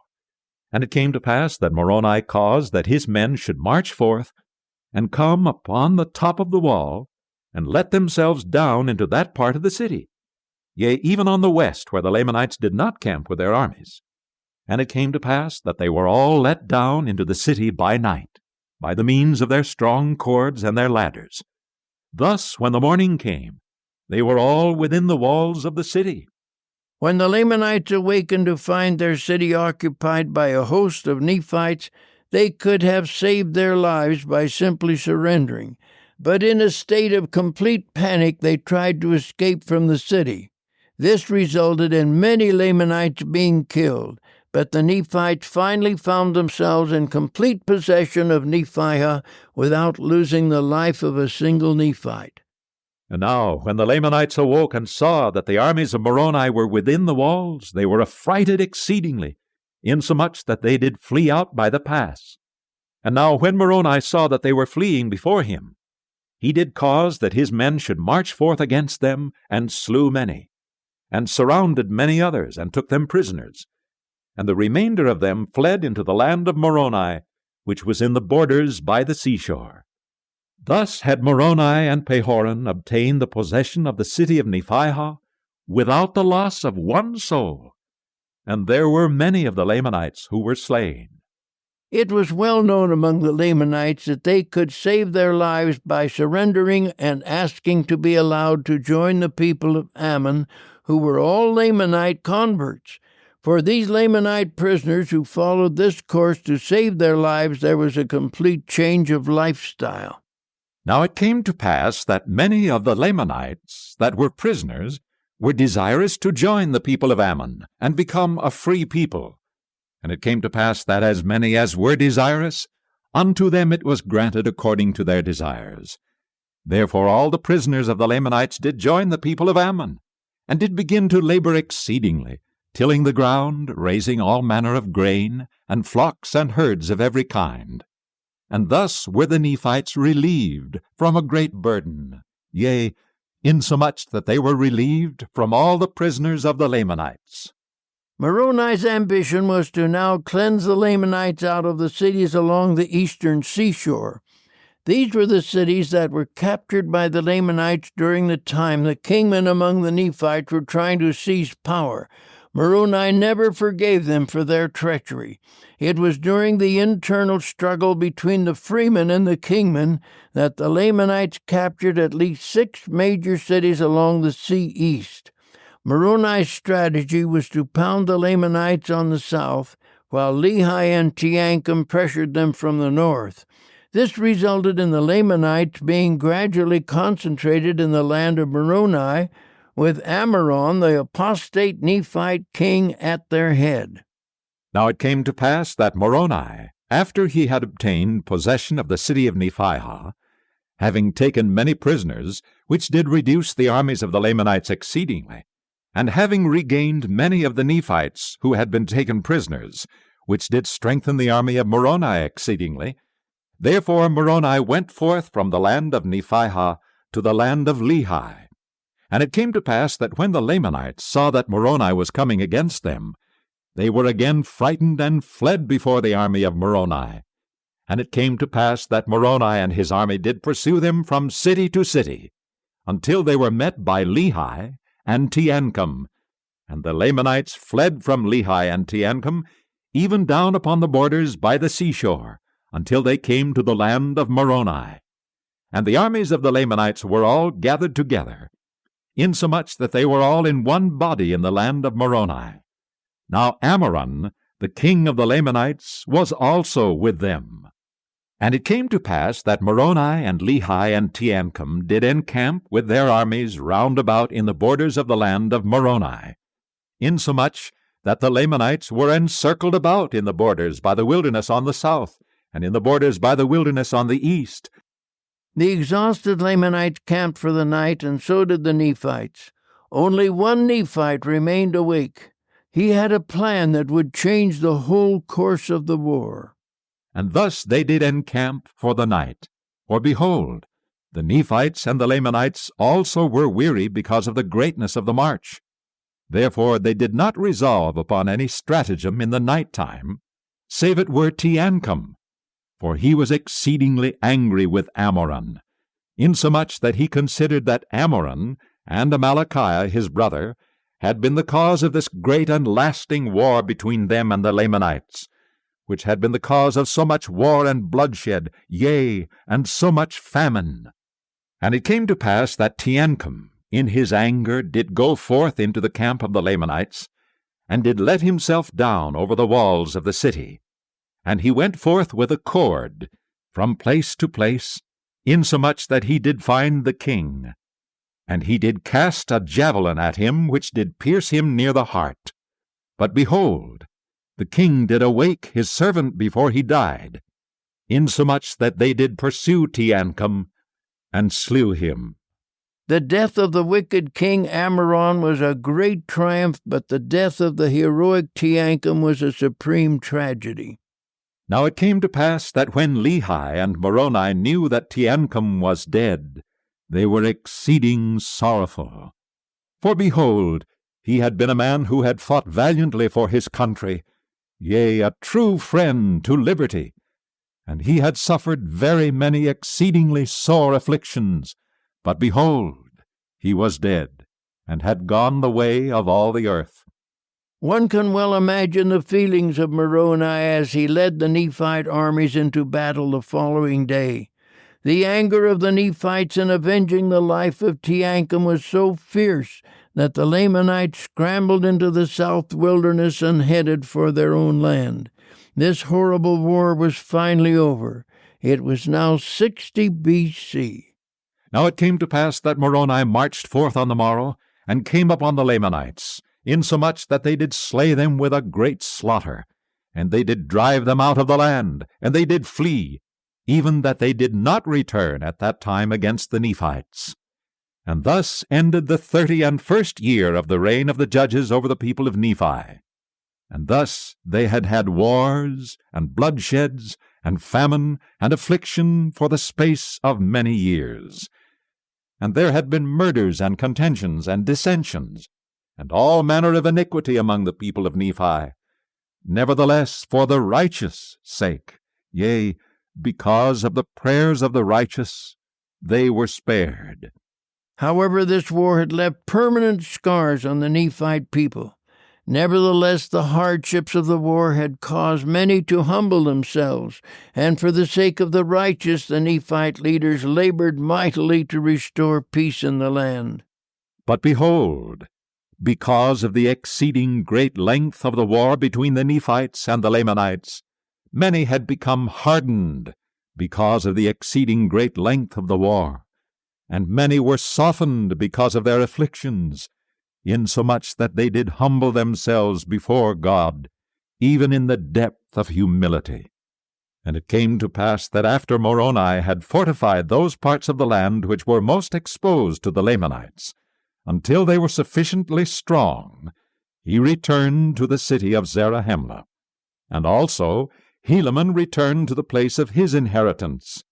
And there was once more peace established among the people of Nephi. Some remarkable changes now took place among the Nephites as the leaders and the people tried to finally adjust themselves to this hard-won period of peace. One highly significant event occurred at this time when Moroni turned over his military command to his son Moroniah. And Moroni yielded up the command of his armies into the hands of his son, whose name was Moroniah, and he retired to his own house, that he might spend the remainder of his days in peace. And Pehoran did return to his judgment seat, and Helaman did take upon him again to preach unto the people the word of God. For because of so many wars and contentions, it had become expedient that a regulation should be made again in the church. Therefore Helaman and his brethren went forth, and did declare the word of God with much power unto the convincing of many people of their wickedness, which did cause them to repent of their sins, and to be baptized unto the Lord their God. And it came to pass that they did establish again the church of God throughout all the land. The Nephites were always quick to make an astonishing recovery once peace was restored, and they were allowed to engage in their normal industries, which brought prosperity and trade throughout the land. Yea, and regulations were made concerning the law, and their judges and their chief judges were chosen. And the people of Nephi began to prosper again in the land, and began to multiply and to wax exceeding strong again in the land. And they began to grow exceeding rich, but notwithstanding their riches, or their strength, or their prosperity, they were not lifted up in the pride of their eyes. Neither were they slow to remember the Lord their God, but they did humble themselves exceedingly before him. Yea, they did remember how great things the Lord had done for them, that he had delivered them from death, and from bonds, and from prisons, and from all manner of afflictions, and he had delivered them out of the hands of their enemies. And they did pray unto the Lord their God continually, insomuch that the Lord did bless them according to his word, so that they did wax strong and prosper in the land. Among the major changes after peace was restored turned out to be the death of the mighty Helaman, who had served so faithfully as a great soldier and president of the church. His passing occurred in 57 B.C., just 3 years after the war had ended. And it came to pass that all these things were done. And Helaman died in the 35th year of the reign of the judges over the people of Nephi. Alma chapter 63. We have now reached the 36th year of the judges, or 56 B.C. When Helaman died the year before, the sacred records and Nephite memorabilia were turned over to Shiblon. And it came to pass in the commencement of the 36th year of the reign of the judges over the people of Nephi, that Shiblon took possession of those sacred things which had been delivered unto Helaman by Alma. And he was a just man, and he did walk uprightly before God. And he did observe to do good continually, to keep the commandments of the Lord his God. And also did his brother. Notice that in this verse it pays tribute to Shiblon and, quote, also his brother, unquote. This would be referring to Corianton, who as a young man had abandoned his mission to the Zoramites and run off with the harlot Isabel. Alma had extended himself to help Corianton realize the seriousness of his sins, and apparently he did help him find his way back into the gospel pattern so he could work valiantly with Shiblon after Alma was gone. And it came to pass that Moroni died also, and thus ended the 36th year of the reign of the judges. It was the same year, 56 B.C., that the famous warrior Moroni passed away. It will be recalled in Alma 62, verse 43, that we learned how Moroni had previously turned over his military command to his son, Moroni. In 55 BC, two important things happened. First of all, a large migration of 5,400 men, together with their wives and children, went up into the land northward beyond the narrow neck of land. If we count all the members of the families of these people, they probably numbered between 12 and 15,000 Nephites. The second great event was the construction of a very large ship, which was launched into the West Sea. It says that this ship began its course northward and later returned for another load. In fact, a considerable number of ships were built, but some of them were never heard from again. Some of these lost ships may have carried their occupants over to some of the Pacific islands. And it came to pass that in the 37th year of the reign of the judges, there was a large company of men, even to the amount of 5,400 men, with their wives and their children, departed out of the land of Zarahemla into the land which was northward. And it came to pass that Hagar, he being an exceedingly curious man, therefore he went forth and built him an exceedingly large ship on the borders of the land Bountiful by the land Desolation, and launched it forth into the West Sea by the narrow neck which led into the land northward. And behold, there were many of the Nephites who did enter therein, and did sail forth with much provisions, and also many women and children. And they took their course northward. And thus ended the 37th year. And in the 38th year this man built other ships. And the first ship did also return, and many more people did enter into it, and they also took much provisions, and set out again to the land northward. And it came to pass that they were never heard of more, and we supposed that they were drowned in the depths of the sea. And it came to pass that one other ship also did sail forth, and whither she did go we know not. In 53 BC, Shiblon died, and before his passing, he turned over to Helaman's son, who was also named Helaman, the plates and artifacts of the sacred Nephite treasury. And it came to pass that in this year there were many people who went forth into the land northward. And thus ended the 38th year. And it came to pass in the 39th year of the reign of the judges, Shiblon died also. And Corianton had gone forth to the land northward in a ship, to carry forth provisions unto the people who had gone forth into that land. Therefore it became expedient for Shiblon to confer those sacred things, before his death, upon the son of Helaman, who was called Helaman, being called after the name of his father. We now learn that the engravings on the plates were copied and distributed among the people. However, none of the sealed portions were copied or distributed. Now behold, all those engravings which were in the possession of Helaman were written and sent forth among the children of men throughout all the land, save it were those parts which had been commanded by Alma should not go forth. Nevertheless, these things were to be kept sacred, and handed down from one generation to another. Therefore in this year they had been conferred upon Helaman before the death of Shiblon. In this verse we learn that a segment of the Nephites with a traitorous spirit defected and went over to the Lamanites to stir them up and urge them to attack the Nephites. That attack occurred, but was a complete failure. Moroni was ready for them and drove the Lamanite forces back into their own land. And it came to pass also in this year that there were some dissenters who had gone forth unto the Lamanites, and they were stirred up again to anger against the Nephites.